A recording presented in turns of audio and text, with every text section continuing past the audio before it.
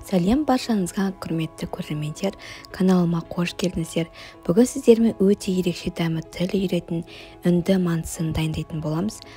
Кейде бұны жаппасай деп те атап жатады. Бұл тағам сіздерге сөзсіз ұнайды деген сенімдемін. Сондықтан видеоны өткізбей соңына дейін көріңіздер. Алдымен қамырынан бастаймыз.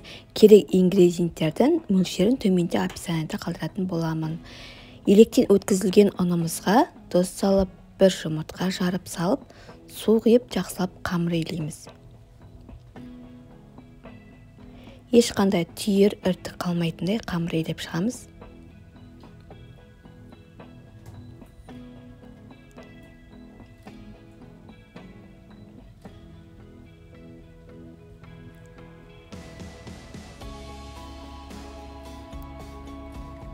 Міне, қамырымыз дайын болды.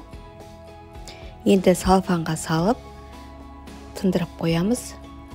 Бір 10 минут өткеннен кейін қайта иіліп, қандырып қойсаңыздар болады. Енді қуыратын заттар үшін бізге 300 граммдай ет қажет. Етімізді видеода көріп тұрғандарыңыздай жұқалап, ұсақтап, кубик етіп турап аламыз. Келесі кезекте сәбізімізді тураймыз осылай, кубиктап, майдалап, және пиязды күнделікті тамаққа турағандай турап шығамыз. Одан кейін картопты тураймыз. Сәбізді турағандай кубиктап турап шығамыз.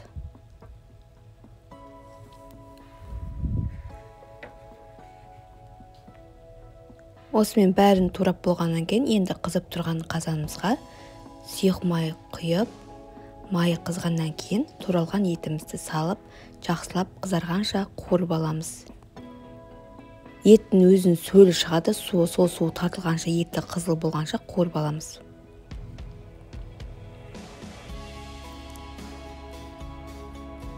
Осылай. Одан кейін пиязды салып, 2-3 минут жобасында қуырып аламыз. Айтпақшы, каналыма тіркелмеген жаңа көрермен болсаңыз, менің кереметте ерекше рецепттерімді жіберіп алмас үшін төмендегі подписаться батырмасын басып тіркеліп қойыңыз. Ал енді томат пастасын салып қуырып аламыз.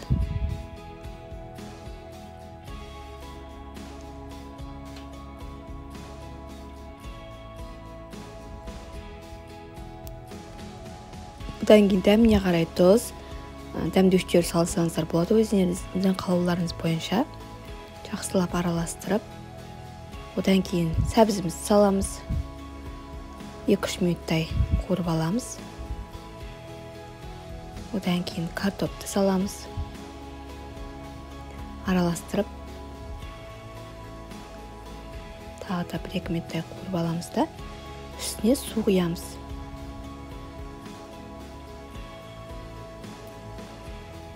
Суымыз көкөністердің бетінен сәл асып тұруы керек.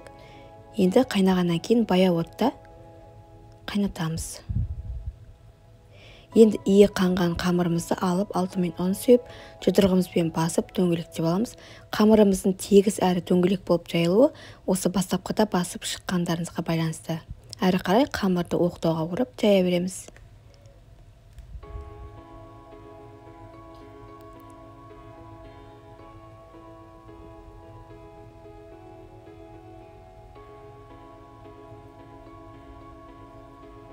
Енді жұқалап жайылған қамырдың үстіне сұйық май жағып шығамыз. Барлық жағына жеткізіп бір келке етіп жағып шығамыз.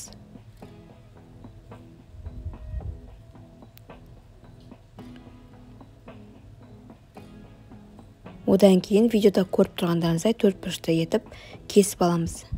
Міне мен осындай жұқа болады. Енді міне сізге көрсетейін. Енді қайнап тұрған тамақтың бетіне қамырларымызды қойып шығамыз біртіндеп.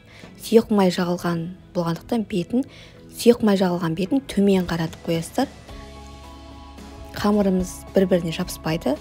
Қорықпаңыздар, сұйық май жағылғандықтан. Барлығын осылай салып шығамыз, бетін жауып 30-35 минутта пісіріп аламыз.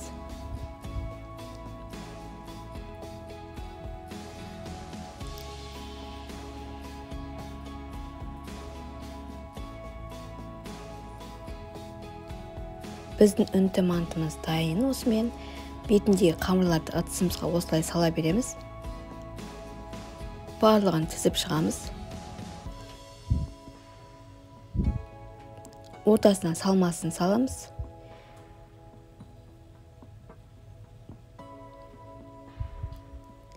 Бетіне көк жуа сеуіп әсемдеп дастарханыңызға ұсына бересіз.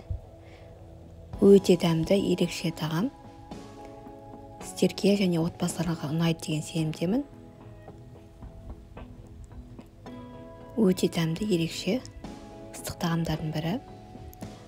Қамырына алып, ортасына салмасын салып, жей бересіздер.